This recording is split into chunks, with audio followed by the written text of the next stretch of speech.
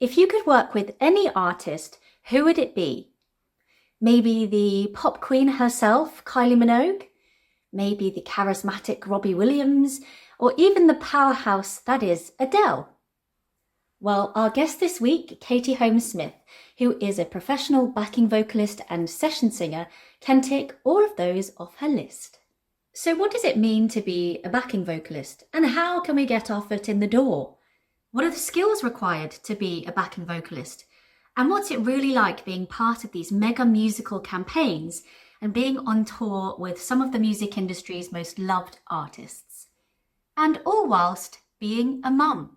Well, let's ask Katie. Katie, you are a very accomplished vocalist, and some of the people you have performed with are quite common household names. Christina Aguilera, Kylie Minogue, Jessie J, Robbie Williams, and you've just finished touring with an artist probably actually none of us have really heard of. So Adele, is that right? Adele from the telly. Yes, I have. Thank you. She's just had the Las Vegas residency, and that's just come to a close. So, Katie, have you got Kylie on speed dial? Is she coming around for a cuppa? Do you have Adele, popping in on a Tuesday for a takeaway? Oh, I wish. They're brilliant women. I would love to have a takeaway with both of them. Sadly, I was invited to join Kylie for a lovely year of gorgeous shows, which I'm so excited to go and see as a punter. But I had to just make I had to sort of create some space for some alternative projects for this year because, as you said, being away with Adele it's been basically 3 years. Not being away solidly, we can cover that later, but just a 3-year campaign with the workload based over in the States on the West Coast in Los Angeles and Las Vegas. I just really needed to be more local for this year, I think. And she's just started rehearsals for her world tour, her Tension tour. And I was very, very sad to not take up the invitation because I absolutely adore working with her and her team. But yeah, I think it's really important to take a step back sometimes and just look at, what's right for each year. And it would have been such a blessing to go from one huge campaign to another. But I think I just needed to pause for a little while and stay a bit more close to home. So yeah, but yeah, curry at any time or Chinese, whatever. I'm not fussy. All the cuisines. Stable. Well, Katie, we're so happy that you've joined us for today. So thank you for giving up your time and welcome to the Singer Teachers Talk podcast. Thank you very much for having me. Honestly, it really means a lot. And I love the work you all do. I'm such an advocate for anything based around the voice. So it's a pleasure. Thanks for having me. You have a little boy, and we'll get on to how you kind of juggle your work and family life a bit later on. But if you just take a moment to reflect back to little Katie and think about what her dreams were and the goals that she had, what were they that you remember? Gosh, I often think about this because working with somebody like Kylie, there's no getting away from it. She was my pop idol when I was young. And I obviously have to slightly park that when I'm working with Kylie and her team because, I have to remain composed and very professional. But honestly, I often think back about little Katie and think she would be losing her mind right now. I always knew from an early age what I wanted to do. I didn't really know in what capacity. I think at that age I just wanted to sing and I wanted to be a singer. I was very sure about that from an early age, and I would tell my parents and I would tell anybody, my teachers, my friends. And I think that clear path and that knowledge of what I was aiming to strive for really stood me in good stead for just giving me like a trajectory to aim for, even though I had no idea how I was going to do it, in what capacity that would end up. I just knew I wanted to sing. So I almost would love to go back and tell her, just be like, it's good, you're going to be okay. But obviously at the time you don't know that. I'm sure she'll be very proud of me, I think. So how did you get into it then? What was the path that you followed to become a session singer and a backing vocalist? I think my journey really was kind of a progression of events that just led, I took one step forward, and then I just took, and I constantly just evaluated what opportunities were around me. So when I was really young, as I said earlier, I just knew I wanted to sing. So I knew that I wanted to learn my craft. So I got singing lessons from quite a young age, which I was really lucky to be able to get that opportunity. And I had individual singing lessons. I also sang in local choirs. I would sing in any capacity I could. So I would be singing in school assemblies. I'd be part of the school production. I'd be singing and making up songs with my girlfriends. I'd be singing in my bedroom, listening, lots and lots of listening. And then as I got older and I learned how to drive and I had my own space in my car, I would practice harmonies and singing, kind of picking out little things that I would hear that weren't necessarily like the top line, the main melody or the hook of the song.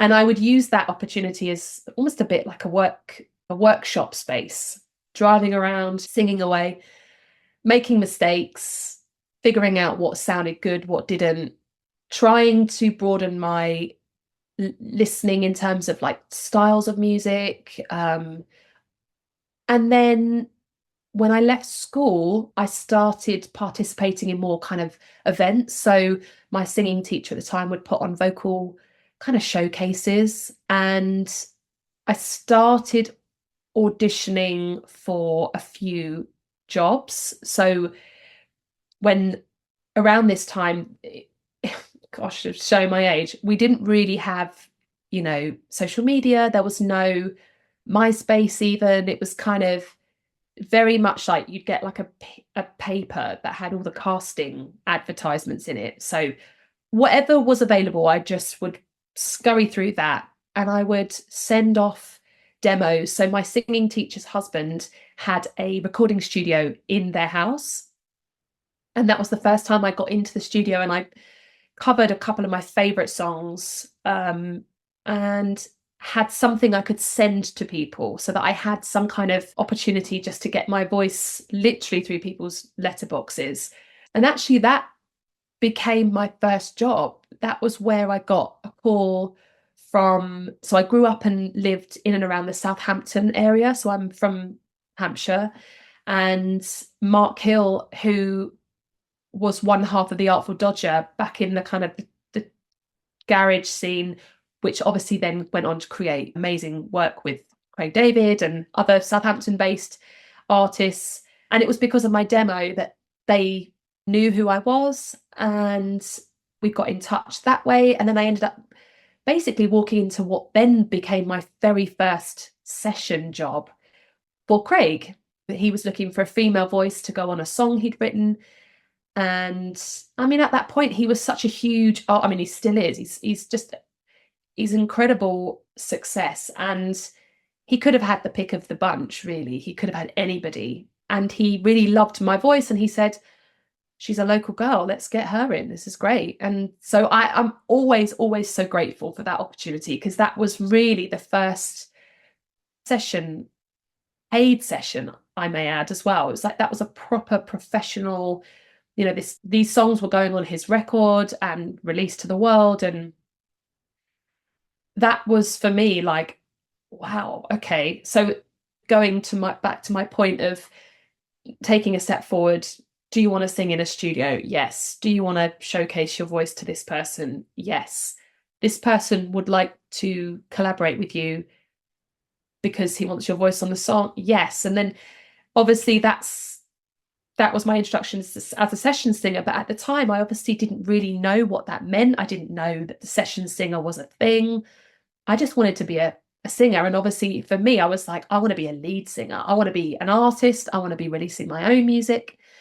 And that's because I met Mark. That's when I started spending lots of time at his studio, writing, recording a lot of songs for myself and also for other artists as well. And he had such an amazing pull of artists that used to come through the door because of who he was and his success with the Artful Dodger and Craig David. And I was writing for artists. You know, I was writing with Lamar and Louise Redknapp and all these incredible people.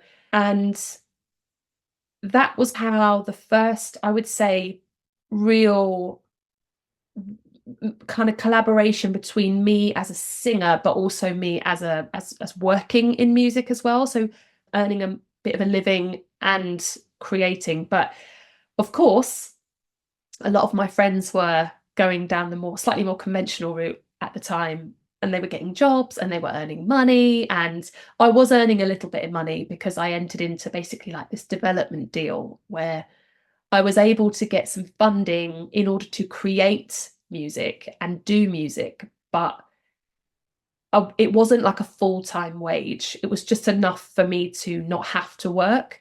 But the goal was that eventually we would make that money back and everyone would be recouped. So it was very much a business thing, an endeavor. And yeah, that's kind of where it started for me. And I think from there, it's just a bit like a spider web. The network, you just sort of, you meet so many people and you hear of more opportunities. And then people go, oh, actually, would you like to do this? And would you like to do that? And that was a real long story, but just to be thorough, for anybody that would be interested, that's how I got into essentially what I do now. You said that you were evaluating things as you went along, one step in front of the other, and thinking about these opportunities. There's sometimes that bit of advice that singers should take anything and everything. But what's your opinion on that now, looking back, and also with the work that you do for Vocal Code, which we'll also get onto later? Is that what you would advise, or is it a case of actually saying, is that what I really want to do? That's a really good question, because I think at the time, you don't know, at the early stages, you don't really know what is going to be right for you. Kind of do have to test the water, I would say. But I do agree that it is quite misleading to say, go and take anything and everything.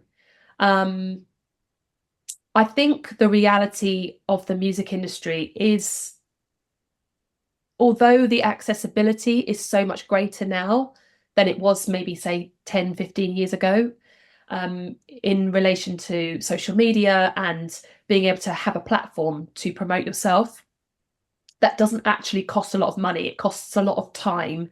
I think it's so important to listen to your instincts. And I think if something feels right and you're happy with the people that you're going to be working with in that opportunity, I think it's always good to gain the experience. And I think it's important to keep evaluating. For example, if you've tried a few things and it feels like maybe you're just repeating the same experience and you're not really learning anything new, or you're not really growing in any way, or things aren't necessarily leading to anything else, I think then it's time to go, right, look elsewhere and use it as a stepping stone. And even if that stepping stone is, okay, I just won't go back to that, I'll just do something else. So I think it's a bit mixture of both in answer to your question. I think be open-minded and try, but don't feel that you have to keep trying the same thing before you'll know very soon if something doesn't feel right or it feels like a great thing. And I think that's important as well. What's the difference between session singing and being a backing vocalist? What are the differences? Well, sometimes there isn't a difference. Being a backing vocalist can cross over from recording, and it can also obviously be very live performance heavy. I would say 80% of my backing vocal work is live, but there is a portion of it that does require coming into the studio and doing essentially what I would do on stage in the studio. Being a session vocalist, I would say, is a little bit more broader, in as much as you could be doing backing vocals, but you could also be providing guide vocals for somebody. So it could be that you're required to sing lead. It might be that you need to work on an arrangement and come up with some vocal harmonies and some more of an ensemble kind of idea. It could essentially, a session vocalist is someone who is like a hired singer, or I mean, I wouldn't say someone who's like a voiceover or somebody who writes. That's very different, like a songwriter. But as a session vocalist, your job is to basically be able to vocalize whatever that session requires, whereas as a backing vocalist, your job is to sing the background vocals rather than necessarily create stuff, unless you're invited into creating some things, you know. So yeah, I'd say backing vocal work is more specific, and then session is more broad. So within that, it can be backing vocalists. It could also be other things. So what would you say are the essential skills that a singer is going to need to do backing vocal work and session singing work? Lots of skills required. I think a lot of experience with understanding your own tools. So as a singer, it's really done me well to understand my voice, understand my capabilities, understand what and where my voice thrives and where maybe it doesn't. So for example, my skill set as a singer is I'm such a fan of a tone of voice. And although I love loads of different singers with different tones, my tone is quite malleable, in as much as like I could sing, it sits quite nicely alongside lots of other voices. So it doesn't necessarily stick out too much, but it doesn't fade into the background too much as well. I feel like my vocal technique and all the study I've done with my voice has allowed me to have what I would describe as a well-rounded instrument. So my technique is solid, I'd like to think. And because of that, I'm able to move my voice around a little bit so that if I need to sound more like someone else, I can do that a little bit. If I need to, play around with my voice in terms of styles and things, like that's really important. Experience is obviously, it's one of those things, it's like a snowball effect. It's like the more you do, the more you experience, the more you're learning, all that kind of thing. Listening is really important as well. Just being able to listen to what needs to be done, like what's somebody asking for you to do. And I think interpretation of language is really quite tricky, because I've been in so many sessions where the person running the session doesn't necessarily speak in the same vocal language that I would use. So they can't be specific and say, I'd really like you to use your head voice, or maybe blend into that. And can you just open the vowel up a little bit more? Or can you make it sound a little bit, sometimes they don't use that kind of language. It could be like really vague.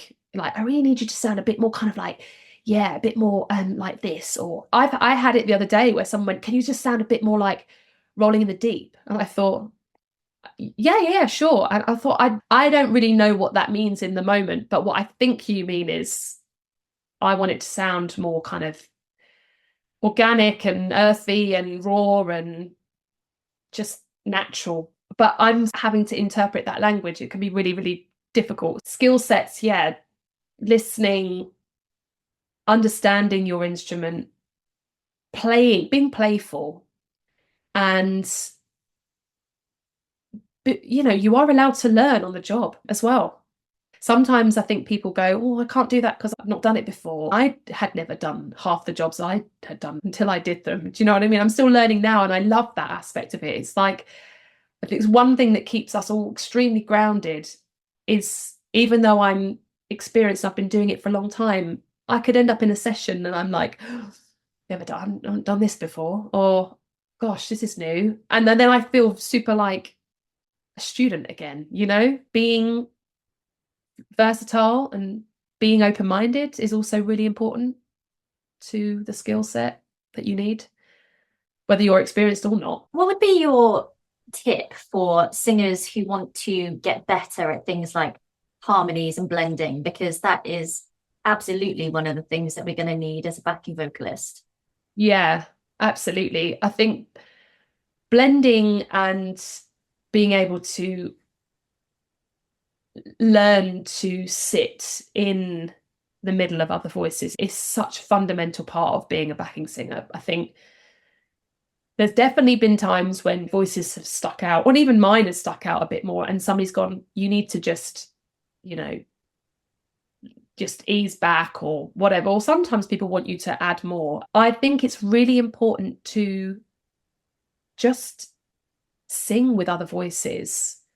So listening to, say, like your favorite songs and hearing what's going on in the background and just being aware of, oh, interesting, okay, that's really nice, it's just a unison, oh, that's lovely, oh, now that's really beautiful, it's really simple, it's just an octave of voices, that's really nice. And then hearing maybe the choices that people make.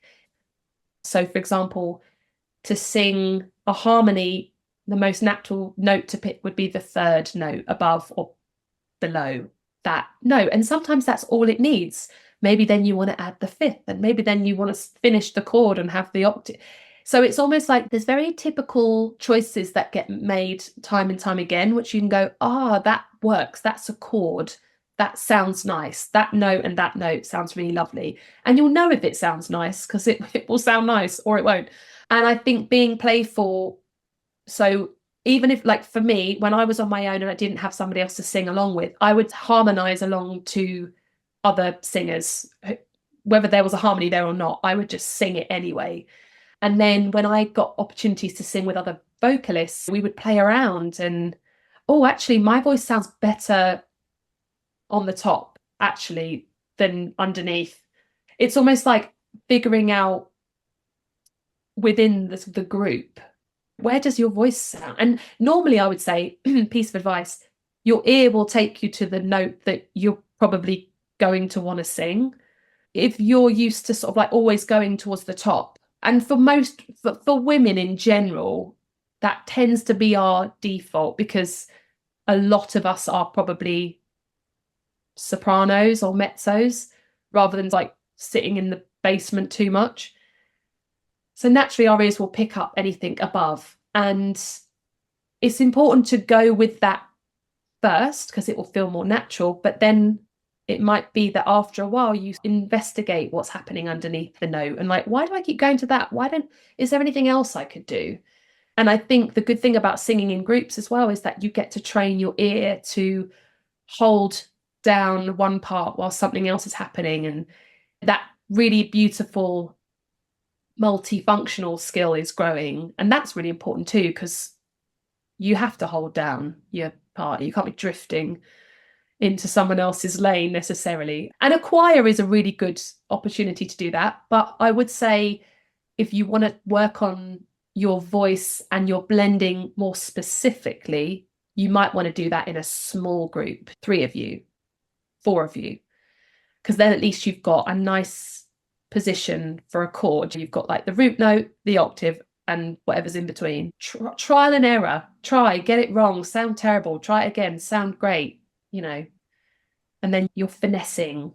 And once you've worked, if you've got a group of friends and you all like singing together, the more you sing together, your voices are just going to naturally start understanding each other.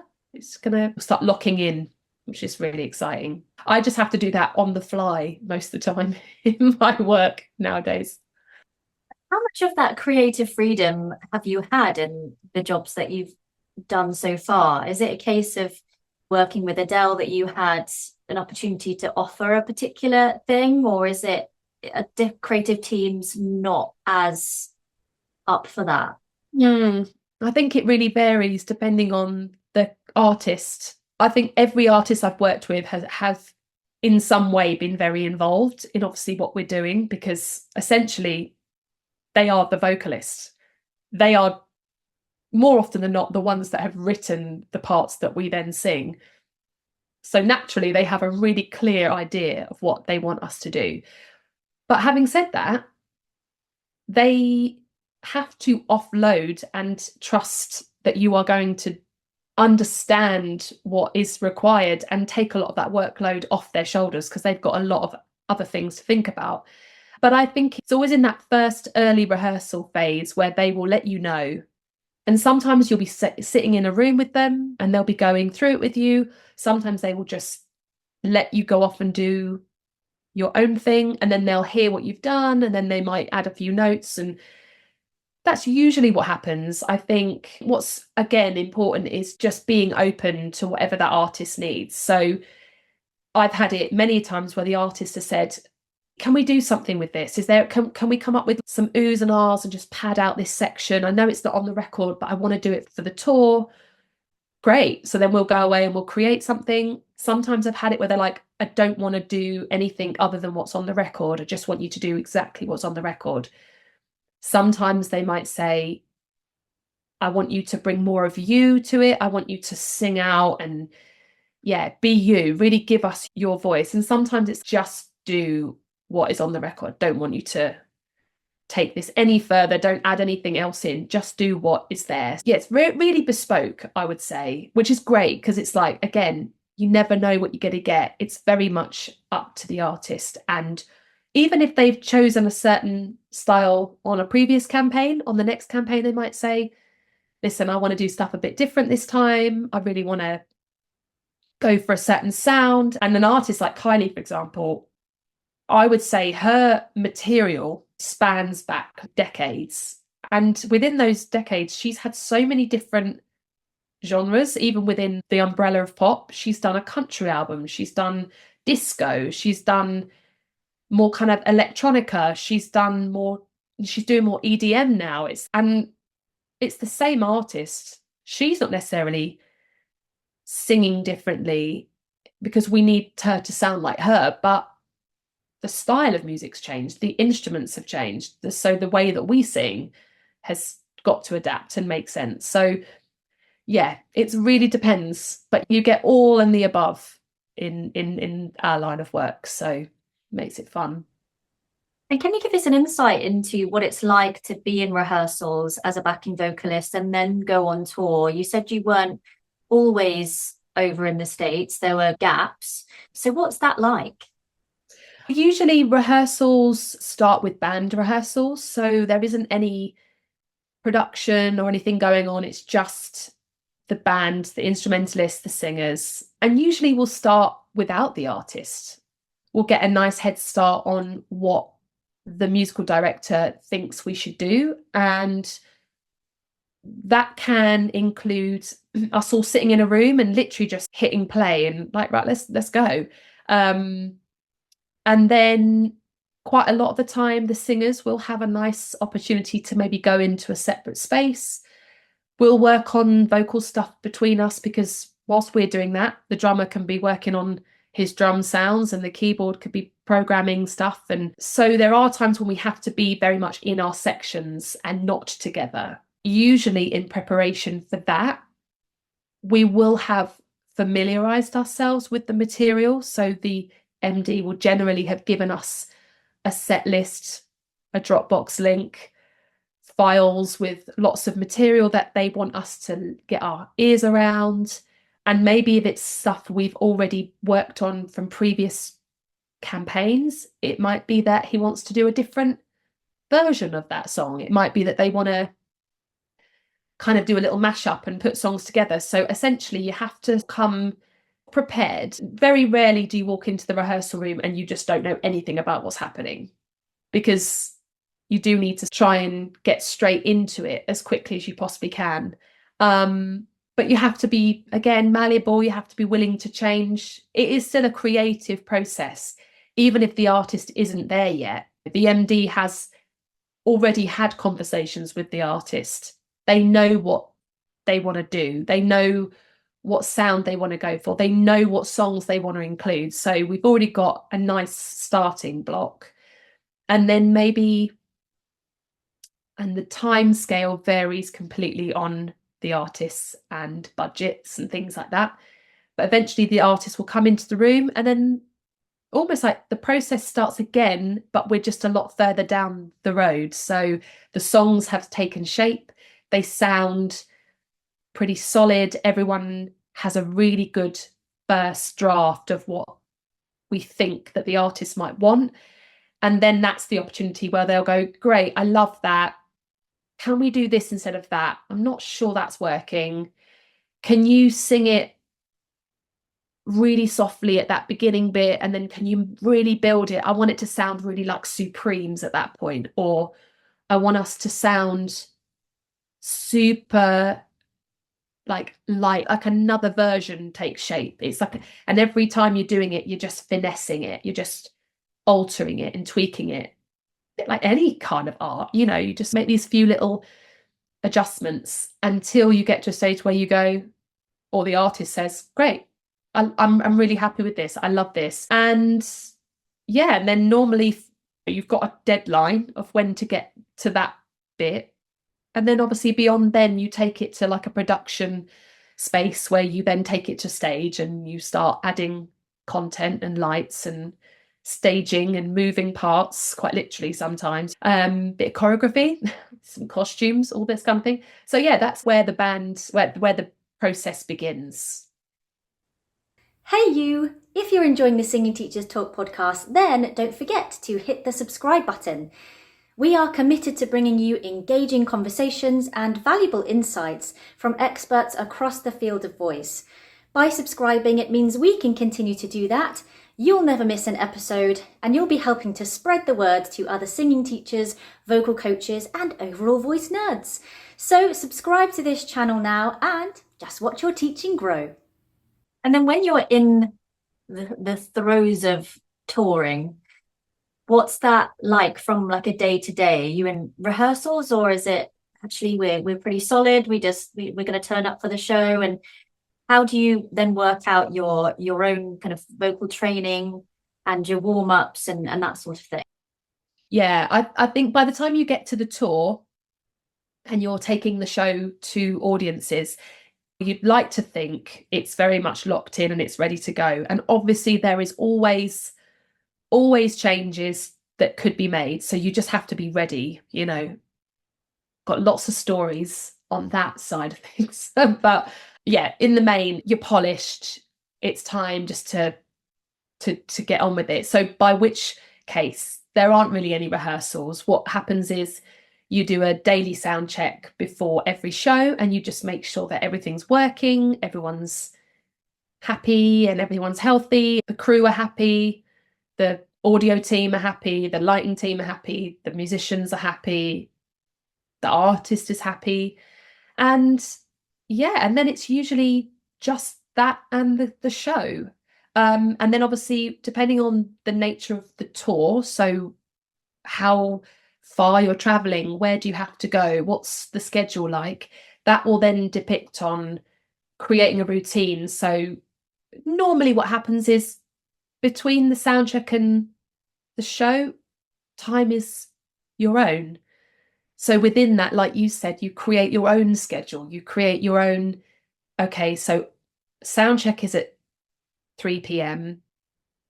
I want to give myself a warm up, so maybe I'll do that a couple of hours before, and I want to make sure I've eaten something. I want to make sure I'm fully awake. And I think that's very personal to the individual as to how you know your body, and being careful to like not do too much and maybe not do too little in terms of vocal stuff or even physical stuff. I'm somebody that I need lots of sleep.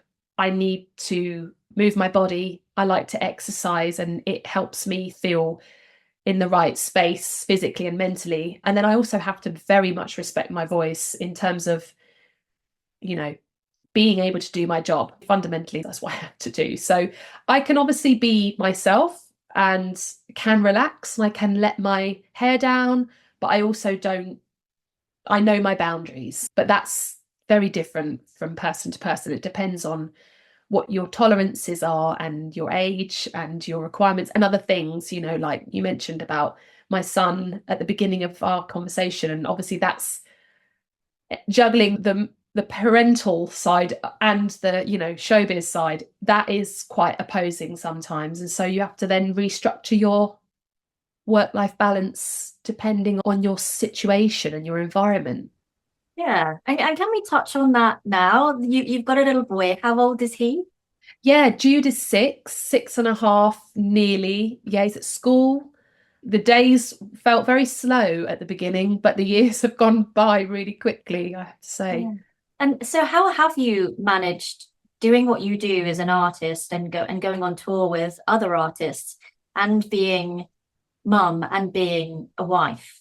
I say it's been a real challenge, but I don't want people to think of challenge as being something negative.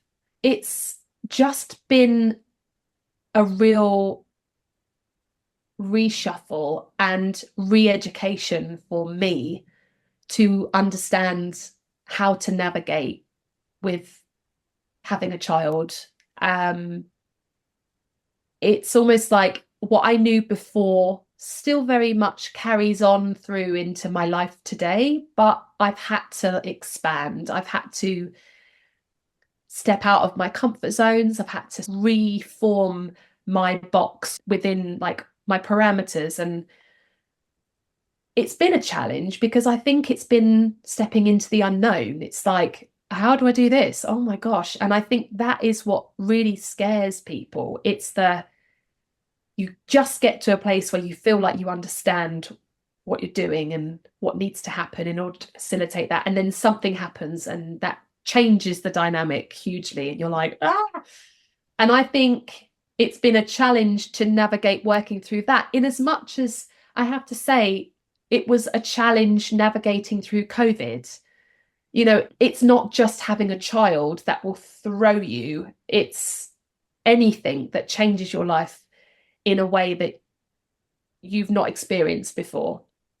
So I would say my journey of juggling motherhood and music has been such an important lesson, because I've had to really understand what I now need going forward, rather than constantly just being like, well, this used to work and I used to be able to do this, and I've just needed to evolve. And I think that process, I knew that I would love to be a mum from very early in my life. So I always knew that was coming.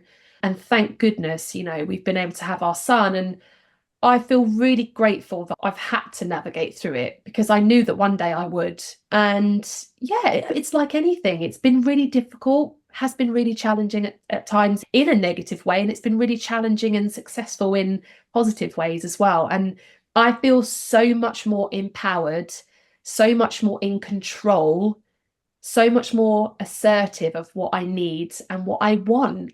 And it's really hard to get to that place if you don't have those qualities already. And I always struggled with that as a person. I'm very much a people pleaser. My job essentially is I'm servicing other people's art, but it's lovely when at the top of our conversation, when you talk about me as a singer and as an artist, it's also really important to remember what you bring to the table and why people ask you, and what is it that your skill set adds to their art.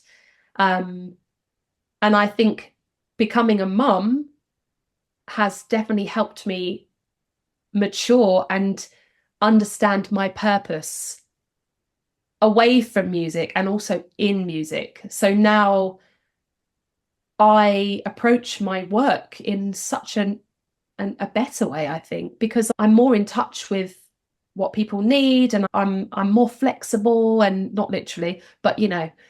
And hopefully I'd like to have more children, and then I'll just be almost like back to, right, how do we do this with who knows? Let's try and find out. So I'll be back sort of where I started again. So we'll see. It's really interesting that you talk about finding out and highlighting what that purpose is and what your values are. We had a mindset coach and an NLP practitioner on the podcast a few weeks ago, Louise Callan, and she was talking about the importance of understanding your values so that you can align your work and life. You're picking the projects that work for you, just like we mentioned at the beginning. It's trying things out, but also knowing what feels right for you. And you saying, you know, actually this year going on tour with Kylie just wasn't lining up with where you needed to be right now. You don't know what that might be in the future. You might be off with Kylie again at some point, but right now it didn't feel right, rather than being that people pleaser and it taking a step away from your own values and your purpose. And I think what I've learned is me and Adele, one of my very, very good friends, and she and I run the Vocal Code together. We've always said this for a few years, like there is such a power in the word no. And it's like regaining that sense of control. And it's not a power trip thing. It's a beautiful thing to be able to say, because what I've realized in the last few years is to say no to a project, regardless of how big or how much kudos it might bring or how much money it could earn you. I always feel like if I can't work in an environment and give my 100%, I'm doing everybody else a disservice, especially the artist. Whereas I used to feel like if I said no, it would be like, oh, no one's going to ever ask me ever again. And it's going to come across like I'm being really negative and, oh, what's wrong with her? Why is she saying no? And actually, people respect a no sometimes because they appreciate that you're not just saying yes because, oh, that'll do then. You know, it's like if I'm saying yes, I'm saying yes. If I'm saying no, I'm saying no. But there'll be good reasons for that. And it will generally be something that the person on the other side can completely relate to. And they appreciate the honesty because they need a team of people who are there giving their 100% because it's a huge undertaking for them. It's their art, it's their name, it's their brand, it's their money, it's their reputation. So I think for me, being able to recognize, thank you, but unfortunately, this is not the right thing right now for me, has actually been met with, I completely understand, thank you, rather than, oh, well, you know, that kind of reaction. So I think it's so important just to listen to what you think is right and wrong. And if you're not sure, try it. And then if it's not for you, then you know more for next time. We spoke a little bit about the networking and how you might just come onto somebody's radar a little bit. What's the selection process for joining a creative team these days? Is it the same word of mouth, or did you have to go through an audition process?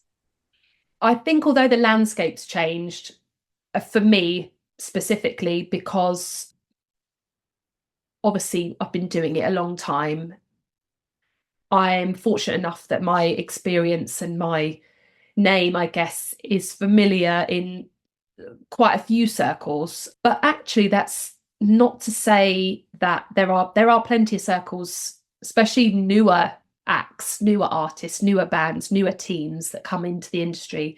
They wouldn't know who I was or what I've done.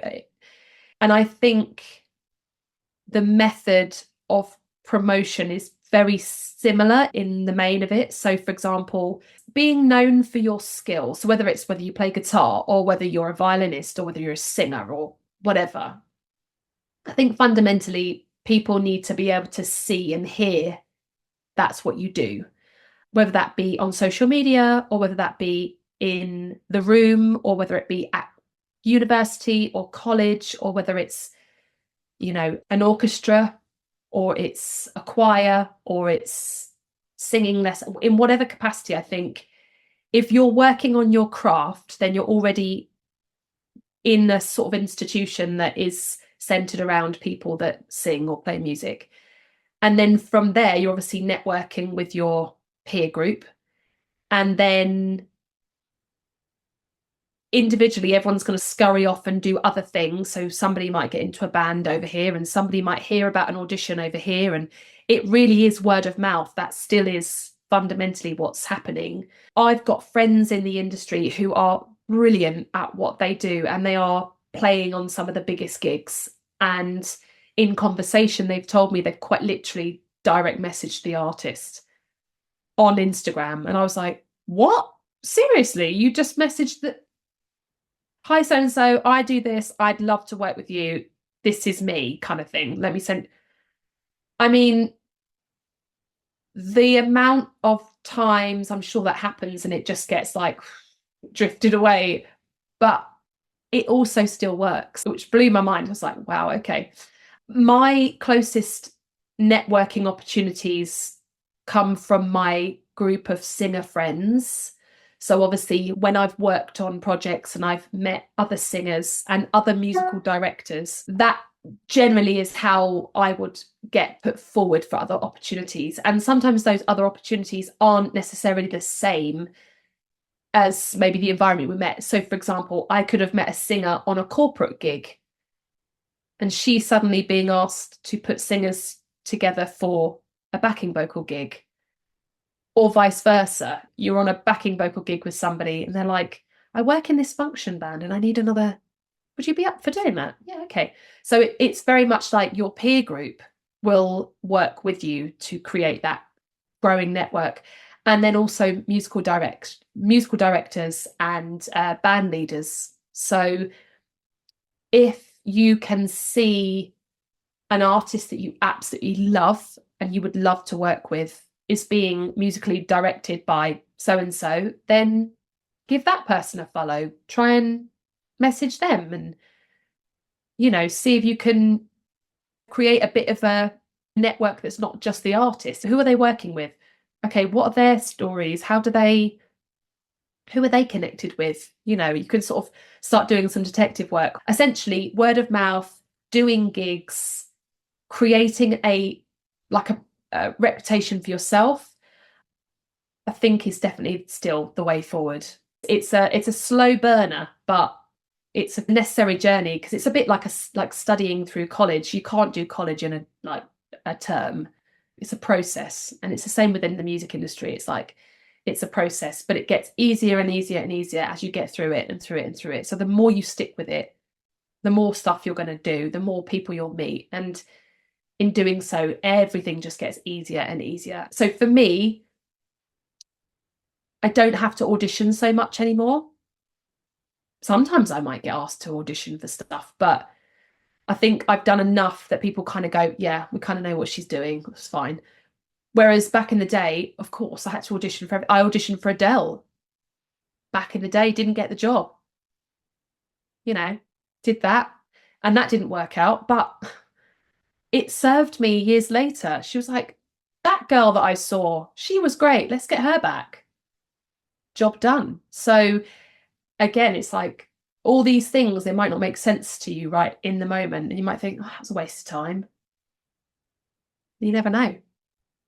I certainly never regretted auditioning for Adele, even though she didn't take me on the first time. But, you know, it paid off. It paid off and it was great in the end. So there we go. Yeah. Can you tell us about one of your favourite jobs? What's been a real highlight for you and why? Oh, gosh.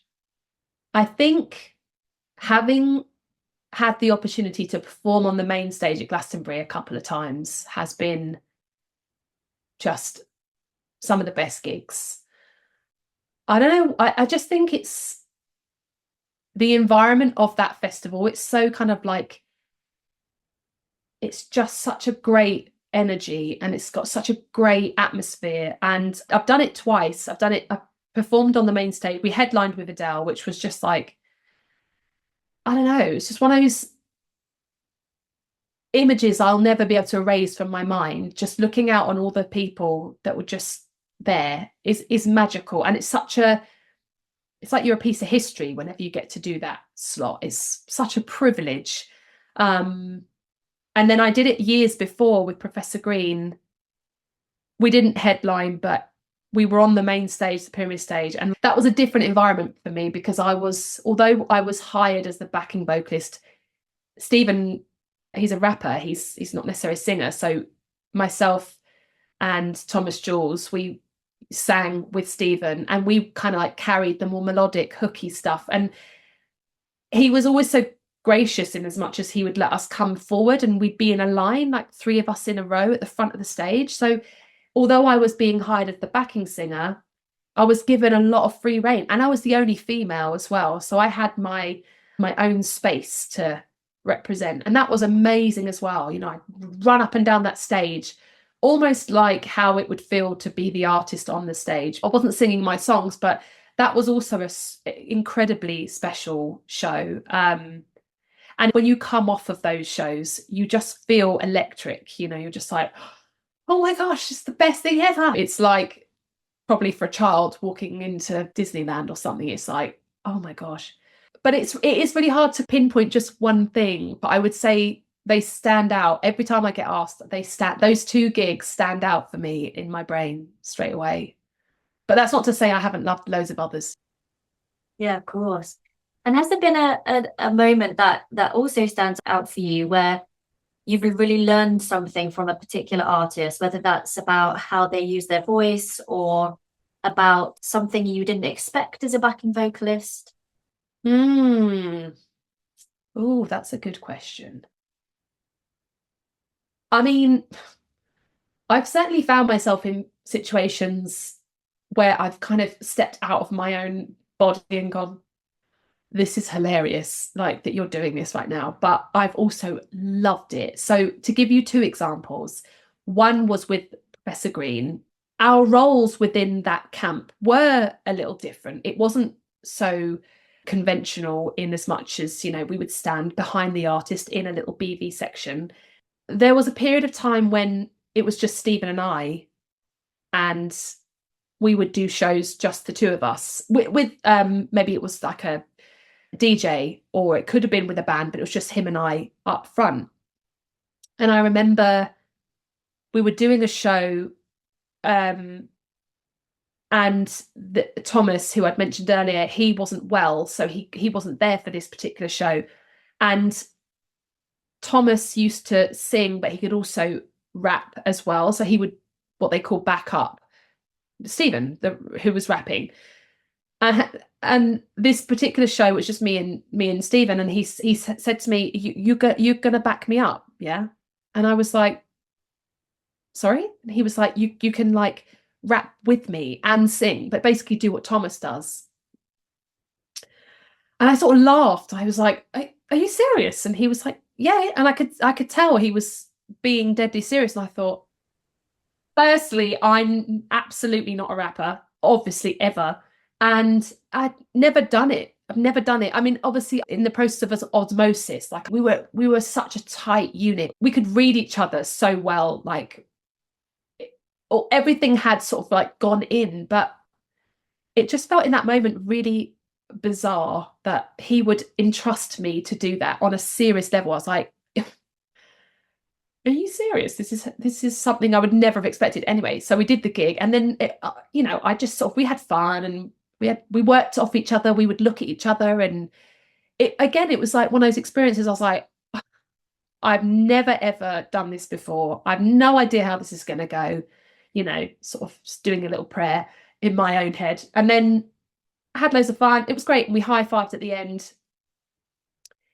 And it was one of those things where I thought, if anybody watching that show, that might have been the first time they ever saw me perform, and they might have been like, oh, she's rapping and she's singing, and that wasn't any part of my skill set before that show happened. Yet suddenly I was like, okay, add that to my box of experiences. And then the other one was, I used to sing backing vocals for Leona Lewis, and she was performing on the X Factor final in Los Angeles for the US. I think it was X Factor, maybe it was The Voice. I think it might have been The Voice, sorry.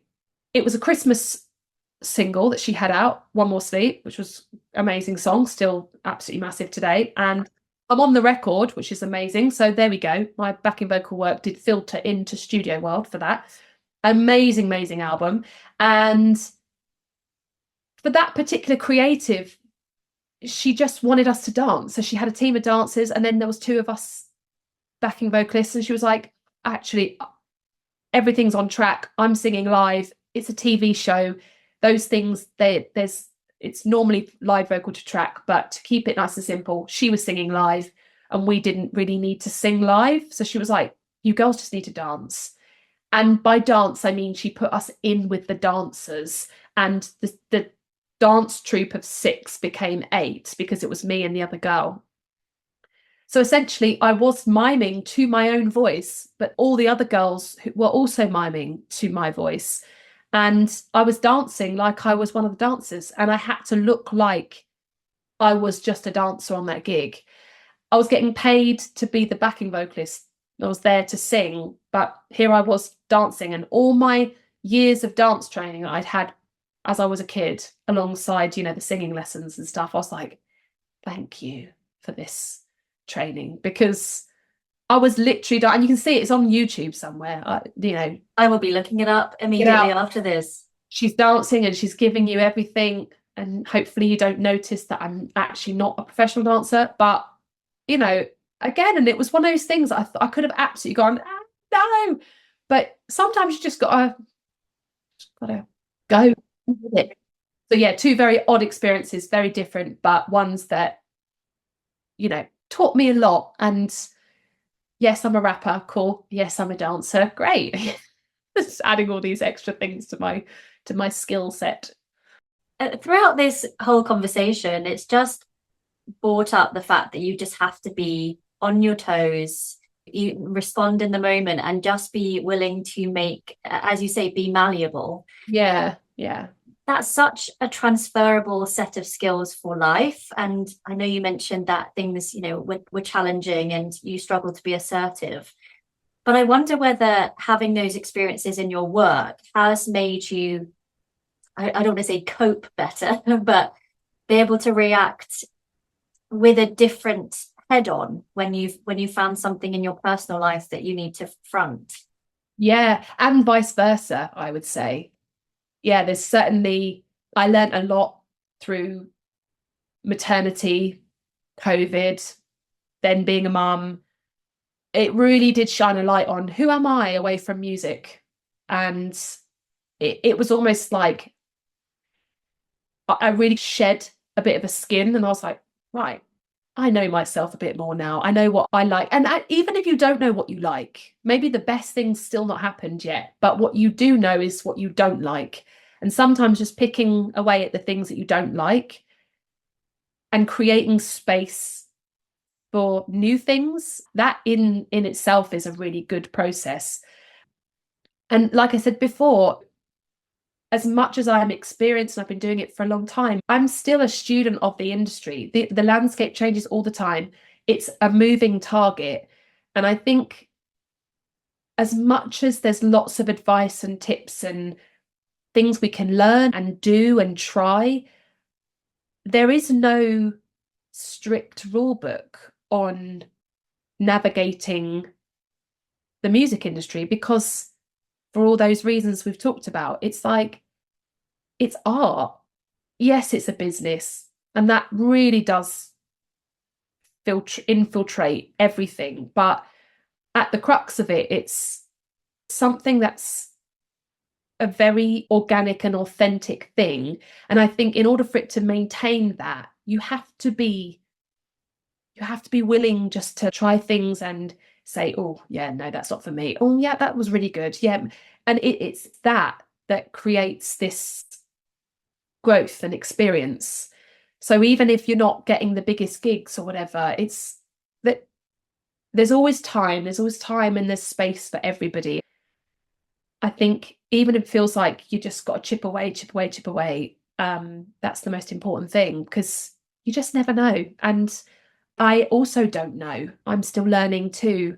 As I get older, as my body changes, as my ability to recover and tolerate and do certain things, my body's going, oh yeah, actually that used to be okay, but now it's not okay. So even if I feel like I've got to a place where I fully understand who I am and what I need, suddenly something will change and I have to learn again. So I want that to feel inspiring for people, because you don't have to have all the answers. You don't have to know everything. You don't have to understand what is happening. You just, a pinch of kind of spontaneity and that element of like, all right, let's see what this situation learns for me and what it's going to bring. I think that's perfect attitude to have, because the minute you think you know everything, you know, and the minute you think you don't know anything, I mean, let's not give a lack of respect to all the things that we do know and that we are good at and all the hard work we have done.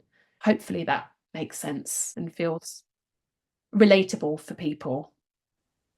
And can you tell us about the vocal code? You are the vocal director for that. Can you tell us about what that entails and how we might be able to get involved?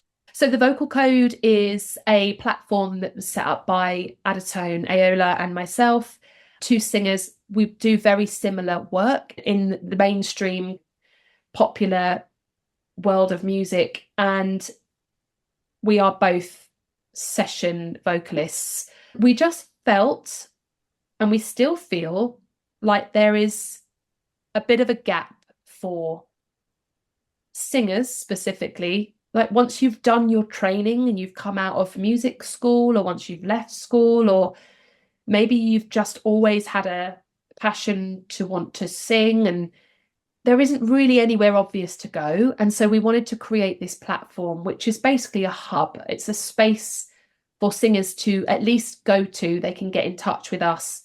We run auditions sometimes. And I say auditions, I mean, it's more like a chance for us to meet people and hear what people can do.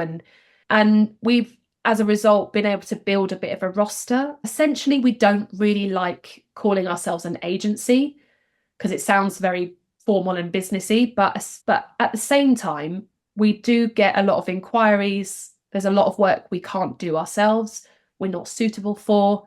So we want to have great people that we can refer to. And we'd rather be that go-between to help understand safeguarding people a bit better. Because in popular music, it's not the same as in traditional classical music where, you know, the formalities and the contractual side of things. And sometimes that's a little bit wayward in the pop world, mainly because it's just never existed. So it's a bit of a kind of wild, wild west in some respects. So it's almost like we're trying to create a community where we can all talk to each other, work together, give opportunities to each other. And the Vocal Code is still fairly new in its existence because Adetone and myself were still very much working in the music industry. So as much as we'd love to give 100% of our time into that as well, we also are doing so. And that's something we feel really passionate about. I think it's important to have that experience, to keep working ourselves within the industry and being able to say, yeah, I had this experience the other day. So that's essentially what the Vocal Code is. And we have lots of plans for it. We feel like it's something that's going to just keep growing. We want to be one of the go-to places. So if, say, a musical director or an artist or a management team or a record label or a TV company or production company go, let's put some singers together for this creative idea we have, but where do we start? Where can we find these singers? Well, let the Vocal Code be one of those places that they go to. So if you go onto the Vocal Code website, you'll see ambassadors, and ambassadors are people who are our friends. They are singers who are working at a super, super high level, including myself and Adetone. And so we're representing the standard and the CV of like what we've all done independently. And we want to represent the best, but we also want to bring up and nurture the people that might be new to it. And it is a bit of a slow burner. You have to navigate with like what's available, who's touring, what do they want. But yeah, it's a space for people to at least come to and start a journey and a community. Starting their networking off, because it's just a whole pool of who you get to. So that's really awesome. And the link to that will be in the show notes. Katie, it's been such a pleasure. I actually now want to have a takeaway with you and get into more of these stories, because it's so lovely to be hearing your experiences. And you know, you seem like such a good support for people coming into this music industry world and not knowing where to go. So thank you for inviting us in your life and understanding what it's like to be a backing vocalist. And yeah, thank you so much for your company. Oh, thank you so much for having me. I hope that in some of the stuff that I've said, it might inspire or give somebody an idea, or just know that it's possible. I know it's a bit of an uphill climb sometimes, but life is like that, and step by step and all that. It's been really, really lovely talking to you. Thank you so much for asking me to be part of this podcast. Yeah, of course. And just before we go, to put it out into the ether, who is an artist that you would really like to work with but you haven't yet? I mean, if Beyonce phoned, I'd probably make myself available, you know? Stevie Wonder? Stevie Wonder and Beyonce, get on it, get on the blower. Yeah, I'll pack my suitcase for those people.